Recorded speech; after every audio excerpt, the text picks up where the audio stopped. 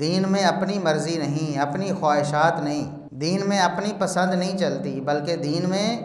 محمد الرسول اللہ صلی اللہ علیہ وسلم کا دیا ہوا صرف دین بنتا ہے، اور جس سے رسول اکرم صلی اللہ علیہ وسلم منع فرما دے اس سے رک جاؤ، یہ ہمارا دین ہے۔ تو جن مہینوں کے فضائل، جن کا مقام و مرتبہ خصوصی طور پر وارد ہوا ہے کتاب و سنت میں، ہمیں اس کو تسلیم کرنا چاہیے، اس کو ماننا چاہیے، اس کے تقاضوں کو پورا کرنا چاہیے۔ اور جن مہینوں کے بارے میں کتاب و سنت نے کوئی خصوصی فضیلت بیان نہیں کی، ان مہینوں کے بارے میں ہمیں اپنی طرف سے فضائل گھڑ کے بیان کر کے، ان کا اعتقاد رکھ کے،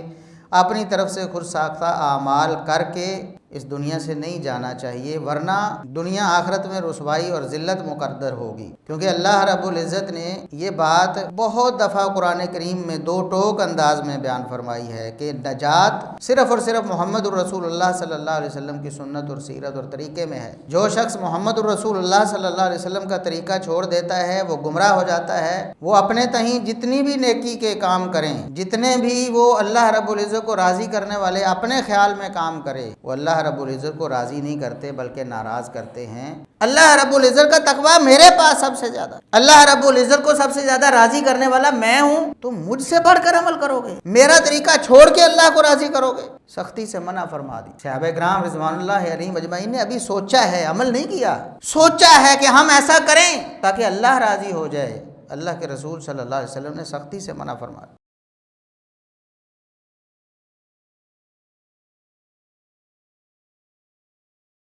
ان الحمد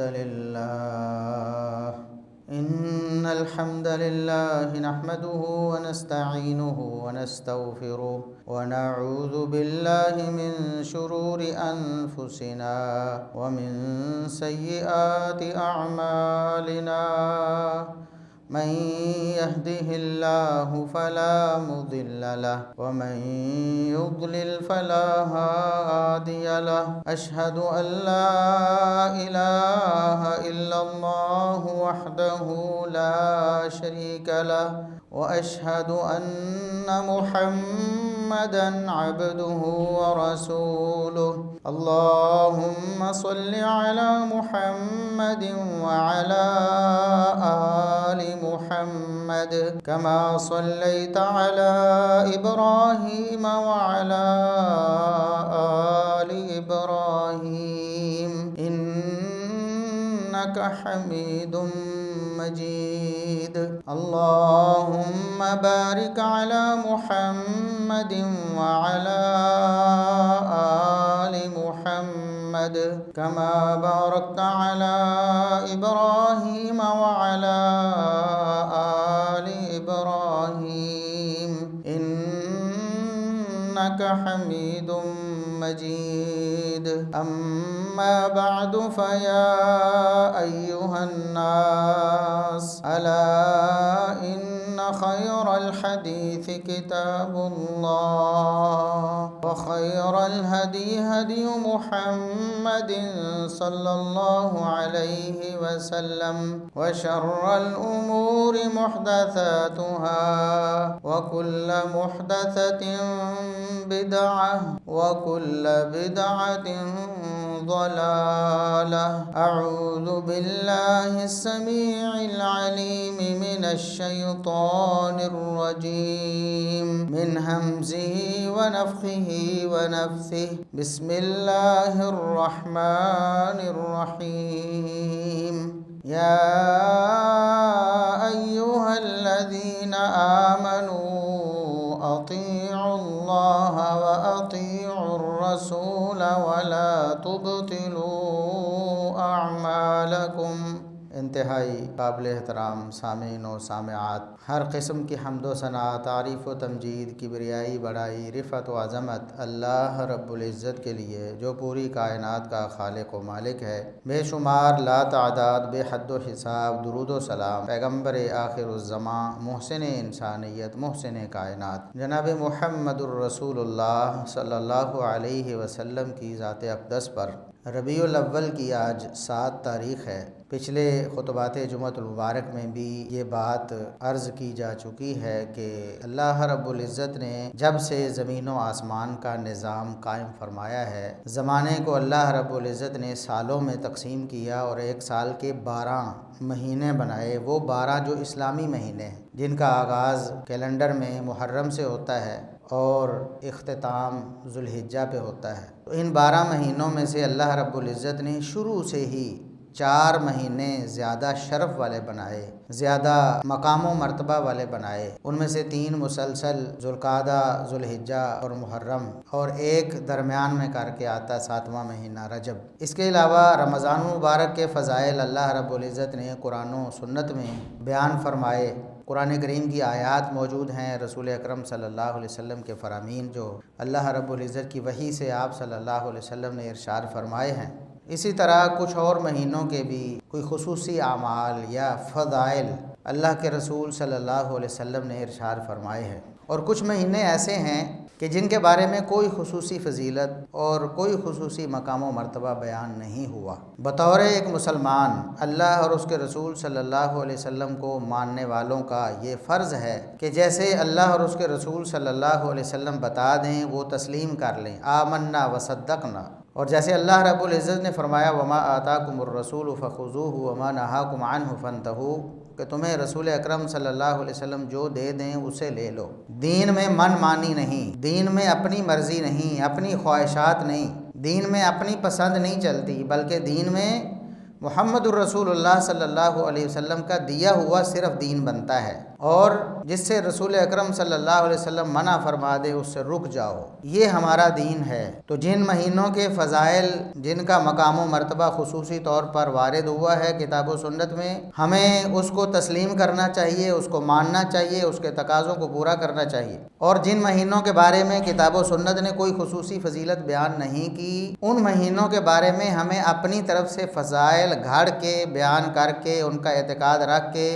اپنی طرف سے خود ساختہ اعمال کر کے اس دنیا سے نہیں جانا چاہیے، ورنہ دنیا آخرت میں رسوائی اور ذلت مقدر ہوگی۔ کیونکہ اللہ رب العزت نے یہ بات بہت دفعہ قرآن کریم میں 2 ٹوک انداز میں بیان فرمائی ہے کہ نجات صرف اور صرف محمد الرسول اللہ صلی اللہ علیہ وسلم کی سنت اور سیرت اور طریقے میں ہے۔ جو شخص محمد الرسول اللہ صلی اللہ علیہ وسلم کا طریقہ چھوڑ دیتا ہے وہ گمراہ ہو جاتا ہے۔ وہ اپنے تہیں جتنی بھی نیکی کے کام کریں، جتنے بھی وہ اللہ رب العزت کو راضی کرنے والے اپنے خیال میں کام کرے، وہ اللہ رب العزت کو راضی نہیں کرتے بلکہ ناراض کرتے ہیں، کیونکہ محمد الرسول اللہ صلی اللہ علیہ وسلم کا طریقہ آپ کی مہر لازمی ہے۔ آپ صلی اللہ علیہ وسلم نے خود بھی ارشاد فرمایا کہ من احدث فی امرنا ھذا ما لیس منہ فہو رد، جس شخص نے ہمارے دین میں اپنی طرف سے کوئی طریقے بنا لیے، اپنی طرف سے کوئی ایسی چیزیں مقرر کر لی جس سے وہ اللہ کو راضی رکھنا چاہتا، کرنا چاہتا ہے، اللہ رب العزت کو پسند نہیں کرے گا، قبول نہیں کرے گا، وہ مردود ہے،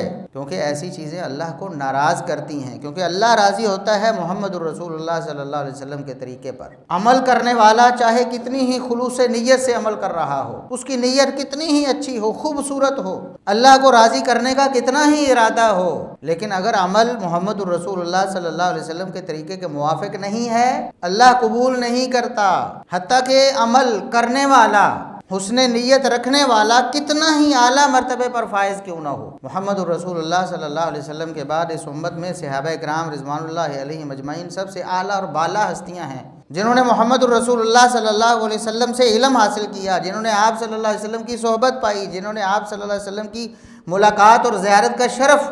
حاصل کیا، جنہوں نے آپ صلی اللہ علیہ وسلم کی خدمت کی، جنہوں نے آپ صلی اللہ علیہ وسلم پر اپنی جانیں نثار کیں، جنہوں نے وفاداریوں کی مثالیں قائم کیں۔ اتنے عظیم لوگ جن کے ایمان کی گواہی اللہ رب العزت قرآن میں دیتا ہے، جن کو حقیقی مومن اللہ رب العزت قرار دیتا ہے، جن کے راستے کو اپنانے کی اللہ رب العزت ترغیب دیتا ہے، جن کے ایمان کو ہمارے لیے معیار قرار دیتا ہے، فرماتا ہے کہ ان کی طرح ایمان لاؤ گے تو تمہارا ایمان قبول ہے ورنہ نہیں۔ ایسی ہستیاں بھی اگر ایک عمل کرتی ہیں یا خواہش کرتی ہیں، ارادہ کرتی ہیں کہ ہم یہ عمل کریں، اور وہ عمل رسول اکرم صلی اللہ علیہ وسلم کی سنت کے موافق نہیں تھا، آپ کے طریقے پر نہیں تھا، تو اس عمل کو روک دیا گیا، سختی سے ڈانٹ دیا گیا، منع کر دیا گیا۔ آپ کے علم میں ہے، بارہا دفعہ آپ نے یہ سماعت فرمایا ہے، لیکن ہم لوگ بھول جاتے ہیں، عمل کرنے کی باری آتی ہے تو ہم اعراض کر لیتے ہیں۔ ہمارے علم میں بہت ساری چیزیں ہوتی ہیں۔ 3 صحابہ کرام رضوان اللہ علیہم اجمعین سیدہ عائشہ صدیقہ رضی اللہ تعالی عنہا کے پاس آئے،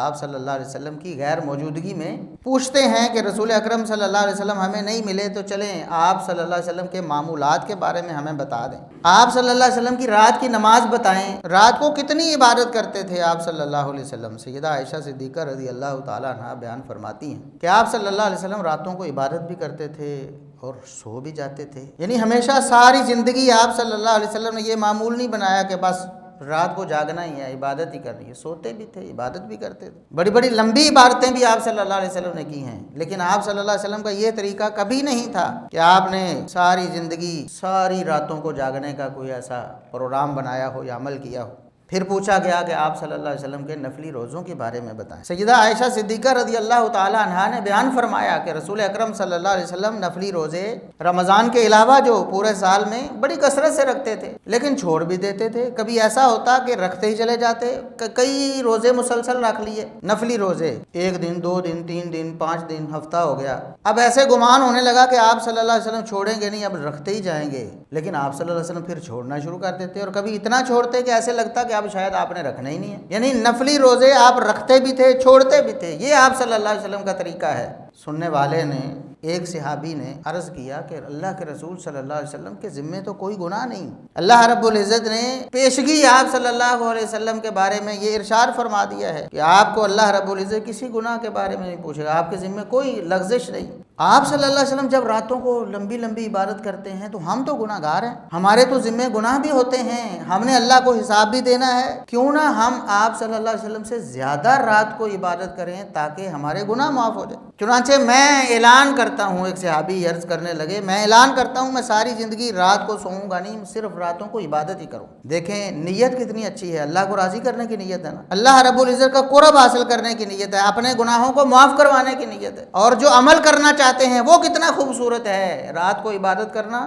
اللہ کے دربار میں قیام کرنا، جس کے بارے میں قرآن کریم میں اللہ رب العزت نے ترغیب دی ہے، محمد رسول اللہ صلی اللہ علیہ وسلم کا طریقہ قرآن میں بھی بیان فرمایا ہے، اور رسول اللہ صلی اللہ علیہ وسلم کی احادیث میں بھی ہے کہ رسول اللہ صلی اللہ علیہ وسلم راتوں کو اتنی عبادت کرتے کہ آپ کے قدم مبارک قیام کر کر کے سوج جایا کرتے تھے، اتنی عبادت کرتے۔ بہت خوبصورت عمل ہے، اللہ رب العزت کو فرضی نمازوں کے بعد سب سے زیادہ تہجد کی، رات کی عبادت زیادہ محبوب ہے، یعنی نیت بھی بڑی اچھی ہے اور عمل بھی بڑا خوبصورت۔ عمل ایسا نہیں کہ اپنی طرف سے بنا لیا ہو، عمل بھی رسول اللہ صلی اللہ علیہ وسلم کرتے ہیں، لیکن صحابی کیا کہتے ہیں کہ آپ صلی اللہ علیہ وسلم تو سو بھی لیتے ہیں، میں کبھی سوؤں گا نہیں کیونکہ مجھے زیادہ ضرورت ہے اللہ کو راضی کرنے کی۔ دوسرے صحابی نے کیا کہا کہ میں ساری زندگی نفلی روزہ نہیں چھوڑوں۔ نیت کتنی اچھی ہے اللہ کو راضی کرنے کی، اللہ کا قرب حاصل کرنے کی، اور نیت کرنے والا، عمل کرنے والا کتنا اعلیٰ ہے، اور عمل کیسا ہے، روزہ۔ اس کے بارے میں رسول اکرم صلی اللہ علیہ وسلم نے فرمایا کہ ایک روزہ اللہ کی رضا کی خاطر رکھنے والا جہنم سے سالوں کی مسافت دور کر دیا جاتا ہے، سالوں کی مسافت، 70 سال جہنم سے دور کر دیا گیا۔ یہاں اتنا نیک عمل ہے، نیت اتنی خوبصورت ہے، عمل بھی رسول اللہ صلی اللہ علیہ وسلم سے ثابت ہے، کتاب و سنت میں نصوص موجود ہیں۔ تیسرے صحابی کہتے ہیں کہ میں ساری زندگی شادی نہیں کروں گا۔ اللہ کے رسول صلی اللہ علیہ وسلم تو چونکہ اللہ کے ہاں اتنا بڑا مقام و مرتبہ پانے والے ہیں، آپ کی شادیاں ہیں، بیوی بچے ہیں، لیکن میں تو زیادہ عبادت کروں نا، اللہ کو زیادہ راضی کروں، میرے گناہ ہیں، میں اللہ سے اپنے گناہوں کو بخشواؤں تاکہ مجھے اپنے بیوی بچوں میں الجھ کر ان کی جو ضروریات پوری کرنے کی خاطر اللہ رب العزت کی عبادت سے دور نہ رہنا پڑے، میں ساری زندگی شادی نہیں کروں۔ اللہ کے رسول صلی اللہ علیہ وسلم جب تشریف لائے، سیدہ عائشہ صدیقہ رضی اللہ تعالی عنہا نے بیان کیا کہ آپ کی غیر موجودگی میں 3 صحابہ آئے تھے، آپ کے معمولات پوچھے، میں نے یہ بتایا اور انہوں نے آگے سے ان جذبات کا اظہار کیا۔ رسول اللہ صلی اللہ علیہ وسلم ان باتوں کو سن کر خوش نہیں ہوئے۔ یہ ہماری دعوت فکر ہے، یہ ہم آپ کو بتانا چاہتے ہیں، یہ ہم مسلمانوں کو گوش گزار کرنا چاہتے ہیں کہ نیت کتنی اچھی ہے، عمل کتنا خوبصورت ہے، کرنے والا اللہ کا کتنا مقرب ہے، لیکن طریقہ رسول اکرم صلی اللہ علیہ وسلم کا نہیں ہے تو اللہ کے رسول صلی اللہ علیہ وسلم اسے پسند نہیں کرتے بلکہ ناراض ہوتے ہیں، خطبہ دیتے ہیں، ارشاد فرماتے ہیں، فرمایا فمر راغبا عن سنتی فلیس منی، جو میرے طریقے سے منہ موڑ کے اللہ کو راضی کرنے کی کوشش کرے گا وہ اس کا مجھ سے کیا تعلق ہے؟ وہ اپنی طرف سے طریقہ بنا رہا ہے اللہ کو راضی کرنے کا، پھر کلمہ میرا پڑھ رہا ہے، میں اس سے لا تعلقی کا اعلان کرتا ہوں، میرا کوئی تعلق نہیں اس سے، مجھ سے تعلق بنانا ہے، اللہ کو واقعی راضی کرنا ہے، طریقہ میرا چلے گا۔ فرمایا اللہ کے بندو، اللہ رب العزت سے سب سے بڑھ کر ڈرنے والا میں،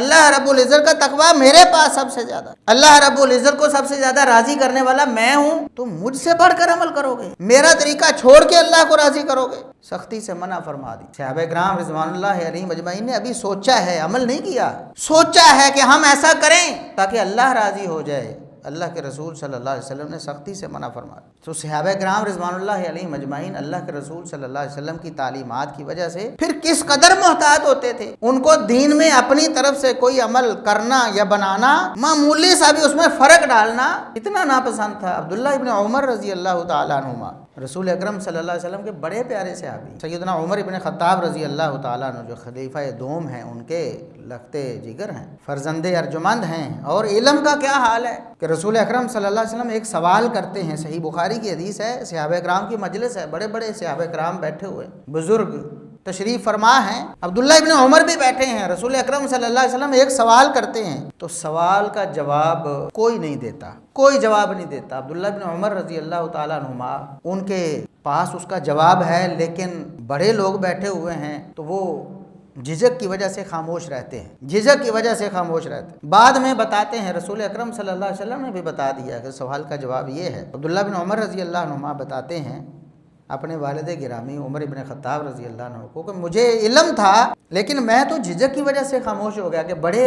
بیٹھے ہوئے ہیں، وہ جواب نہیں دے رہے تو میں نہیں بولا۔ عبداللہ سیدنا عمر رضی اللہ عنہ کہتے ہیں کہ بیٹا اگر جواب دیتے تو میرا سر فخر سے بلند ہو جاتا۔ اتنا علم رکھنے والے عبداللہ ابن عمر رضی اللہ عنہ، سنت پہ اس قدر مر مٹنے والے، سنتوں پر عمل کرنے والے، اپنی زندگی کا شعار بنانے والے سنتوں کو، ان کے پہلو میں ایک شخص نے چھینک ماری، چھینک مار کر اس نے کہا الحمدللہ والسلام علی رسول اللہ۔ مقدمہ کیا ہے ہمارا، ہم سمجھانا کیا چاہتے ہیں، دعوت کیا ہے، نیت کتنی اچھی ہو، کتنی خوبصورت ہو، ارادہ کتنا اچھا ہو، عمل کتنا خوبصورت ہو، کتنا ہی نیک عمل ہو، طریقہ محمد الرسول اللہ صلی اللہ علیہ وسلم والا نہیں تو اللہ رد کر دیتا ہے، پسند نہیں کرتا، بجائے ثواب کے گناہ بن جاتا ہے۔ چھینک مارنے والے نے کیا کہا، عبداللہ ابن عمر رضی اللہ عنہ کے ساتھ کھڑا تھا، اس نے کہا الحمدللہ، اللہ کا شکر ہے اور اللہ کے رسول صلی اللہ علیہ وسلم پر سلام ہے۔ اللہ کی تعریف کرنا کتنا عظیم عمل ہے، الحمدللہ بہت بڑا عمل ہے۔ اللہ کے رسول صلی اللہ علیہ وسلم پر سلام بھیجنا بڑا عظیم عمل ہے۔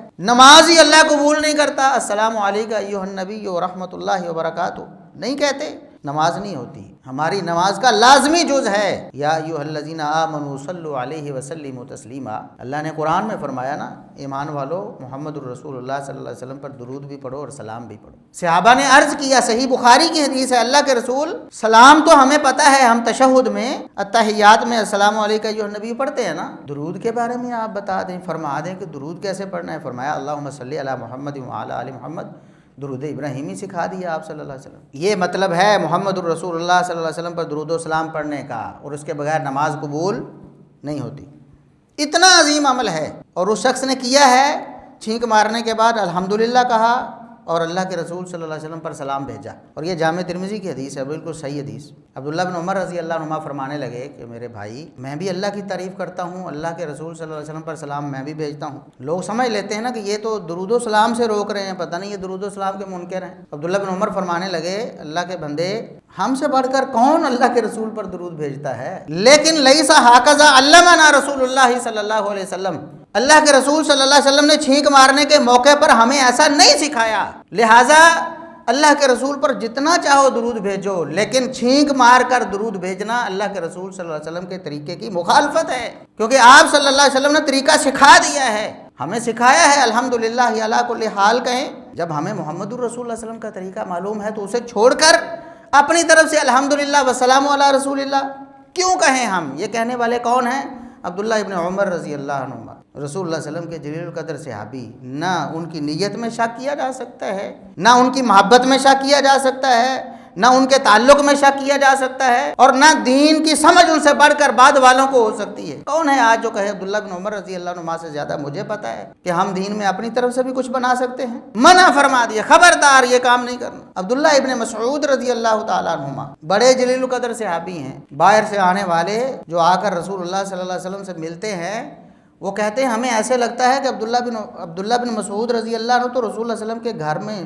آپ کے کوئی خاص رشتہ دار ہیں، آپ کے گھر والوں میں سے ہیں، اتنا تعلق ہے اللہ کے رسول صلی اللہ علیہ وسلم کا۔ اور قرآن کے بہت بڑے عالم ہیں، تفسیر کے بہت بڑے عالم ہیں، سنت کی اتباع میں بہت زیادہ آگے جانے والے ہیں، بڑے بڑے صحابہ کرام سے بلند مرتبہ پانے والے ہیں عبداللہ ابن مسعود رضی اللہ تعالیٰ۔ ایک دن ان کو معلوم ہوا کہ مسجد میں کیا کام ہو رہا ہے، لوگ سنن دارمی کی حدیث ہے، لوگ دائرہ بنا کے بیٹھے ہیں، نماز میں ابھی کچھ وقت باقی ہے، تو وہ کہتے ہیں چلو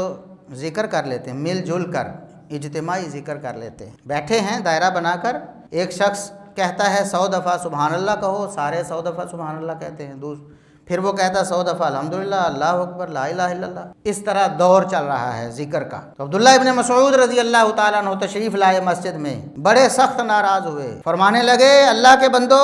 مجھے بتاؤ کیا تمہارا طریقہ محمد الرسول اللہ صلی اللہ علیہ وسلم کے بتائے ہوئے دین سے زیادہ اچھا ہے؟ اگر تو یہ دعویٰ کرتے ہو تو ٹھیک ہے پھر کرو، لیکن اگر تمہارا اعتقاد اور نظریہ یہ ہے کہ محمد الرسول اللہ صلی اللہ علیہ وسلم کا طریقہ بہتر ہے تو پھر یہ کیا کر رہے ہو تم؟ فرمانے لگے اللہ کے بندو ابھی تو رسول اکرم صلی اللہ علیہ وسلم کو دنیا سے تشریف لے گئے ابھی تھوڑا عرصہ ہوا ہے، ابھی نبی کریم صلی اللہ علیہ وسلم کے صحابہ ہم لوگ ابھی کثرت سے موجود ہیں، ابھی آپ صلی اللہ علیہ وسلم کے مبارک برتن جن میں آپ کھانا کھایا کرتے تھے، پانی پیا کرتے تھے، وہ ٹوٹے نہیں ہیں، ہمارے پاس سلامت موجود ہیں، ابھی آپ صلی اللہ علیہ وسلم کے مبارک کپڑے جو آپ چھوڑ کے گئے ہیں وہ ابھی پھٹے نہیں ہیں، اور تم نے دین میں اپنی طرف سے اضافے شروع کر لیے، یہ کیا طریقہ تم نے بنا لیا ہے؟ اب دیکھیں عبداللہ ابن مسعود رضی اللہ تعالیٰ کیوں ناراض ہو رہے ہیں؟ کیا ذکر پر، اللہ اکبر، لا الہ الا اللہ پر، کیا اس پر ناراض ہو رہے ہیں؟ نہیں۔ کیا ان کی نیت پر کوئی شک کر رہے ہیں کہ تمہاری نیت بری ہے؟ نہیں، نیت بھی اچھی تھی ان لوگوں کی۔ کیا اعتراض کیا ہے کہ یہ طریقہ محمد الرسول اللہ صلی اللہ علیہ وسلم نے نہیں بتایا؟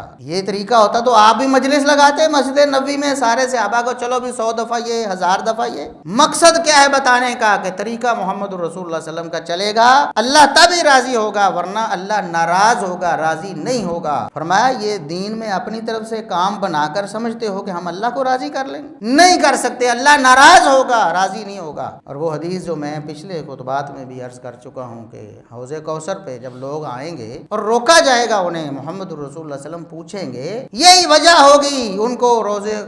حوض کوثر سے روکے جانے کی، وہ بھی آپ کے امتی ہوں گے، کلمہ پڑھنے والے، محبت کا اظہار کرنے والے، وضو کے اعضاء ان کے بھی چمک رہے ہوں گے، اور آپ صلی اللہ علیہ وسلم خوش ہوں گے میری امت کے لوگ آ رہے ہیں حوض کوثر پہ، لیکن انہیں روک لیا جائے۔ محمد الرسول اللہ صلی اللہ علیہ وسلم فرماتے ہیں اللہ نے بتایا ہے مجھے قیامت کا دن آپ صلی اللہ علیہ وسلم کو نہیں یاد ہوگا، حالانکہ دنیا میں پتہ تھا آپ کو، آپ بتا کر گئے، پھر بھی اللہ سے پوچھیں گے اے اللہ ان کو کیوں روک لیا گیا، یہ تو میری امت کے لوگ ہیں۔ اللہ رب العزت فرمائے گا انک لا تدری ما احدثوا بعدک، اے نبی آپ کے علم میں نہیں ہے آپ کے دنیا سے جانے کے بعد انہوں نے دین میں کیا کیا اضافے کیے تھے، کون کون سے طریقے گھڑے تھے، کتنی کتنی عبادتیں بنائی تھیں اپنی طرف سے، آپ کو پتہ ہی نہیں۔ جب آپ صلی اللہ علیہ وسلم یہ سنیں گے نا، پھر آپ صلی اللہ علیہ وسلم رحمت للعالمین ہونے کے باوجود اتنے سخت ناراض ہوں گے، فرمائیں گے سحقن سحقن لمن غیر بادی، صحیح بخاری کی حدیث ہے، ایسے لوگوں کو، بدبختوں کو میری نظروں سے دور کر دیا جائے، میں انہیں دیکھنا بھی نہیں چاہتا جنہوں نے میرے بعد میرا دین بدل دیا تھا۔ اس لیے ہم کہتے ہیں محمد الرسول اللہ علیہ وسلم جو دین دے کر گئے، جو طریقہ دے کر گئے، جو عبادات دے کر گئے، جو خوشی کے موقع دے کر گئے، جو غم کے طریقے دے کر گئے، انہی پر اکتفا کر لو جس پر محمد الرسول اللہ علیہ وسلم دنیا سے گئے، اور جو صحابہ کرام نے اپنایا آپ صلی اللہ علیہ وسلم کے بعد اس کو کافی سمجھ لو، کیونکہ صحابہ کرام کی بھی گارنٹی دے دی گئی کہ یہ حقیقی مومن ہیں، یہ سارے جنتی ہیں، ان سے اللہ راضی ہے، یہ اللہ والے ہیں، یہ اللہ سے راضی ہیں، یہ جنت کے مہمان ہیں۔ ان کا طریقہ بھی ہم چھوڑ دیتے اور اپنی طرف سے کہتے کہ ہم ان سے بھی کوئی اچھا طریقہ بنا لیں گے، یہ نہیں چلے گا، اللہ کی قسم یہ نہیں چلے گا، اللہ کو پسند نہیں آئے گا، قطعاً نہیں پسند آئے گا۔ اتنی مثالیں دی ہیں، صحابہ کرام عمل کر رہے ہیں، اتنی حسن نیت سے عمل کر رہے ہیں، اتنا نیک عمل کر رہے ہیں، طریقہ محمد الرسول اللہ صلی اللہ علیہ وسلم والا نہیں تو اللہ قبول نہیں کرتا۔ یہ ہے کہ ہم طریقے بھی اپنی طرف سے بنائیں، عبادتیں بھی اپنی طرف سے بنائیں، دین میں اس کا نام و نشان ہی نہیں، یہ نہیں کہ ہم نے کوئی طریقہ بدل دیا ہو، بلکہ اصل سے دین ہے ہی نہیں وہ، نہ رسول اللہ صلی اللہ علیہ وسلم نے، نہ صحابہ نے، نہ تابعین نے، نہ ائمہ دین نے، کبھی قطعاً ایسا سوچا بھی نہیں، بولا بھی نہیں، کیا بھی نہیں، کسی حدیث کے کتاب میں اس کا ذکر بھی نہیں، کوئی باب قائم نہیں کیا۔ خوشیوں کے موقع بیان ہوئے ہیں، عیدیں بیان ہوئی ہیں، کہیں قطعاً اس کا ذکر تک نہیں، اور ہم نے اپنی طرف سے بنایا اور ہم سمجھتے ہیں کہ ہم اللہ کو راضی کر لیں گے۔ نہیں، یہ کتاب و سنت کے منافی ہے، اللہ اور اس کے رسول صلی اللہ علیہ وسلم کے تعلیمات کے منافی ہے۔ یہ ہماری دعوت فکر ہے، ہم آپ کو کتاب و سنت کی طرف لانا چاہتے ہیں، محمد الرسول اللہ علیہ وسلم کے طریقے پہ لانا چاہتے ہیں، صحابہ کرام رضوان اللہ علیہم اجمعین کے طریقے پہ لانا چاہتے ہیں۔ اللہ سے دعا ہے کہ اللہ رب العزت ہمیں وہ اعمال سر انجام دینے کی توفیق دے جو محمد الرسول اللہ صلی اللہ علیہ وسلم کے طریقے پر ہیں۔ وآخر دعوانا ان الحمد للہ رب العالمین۔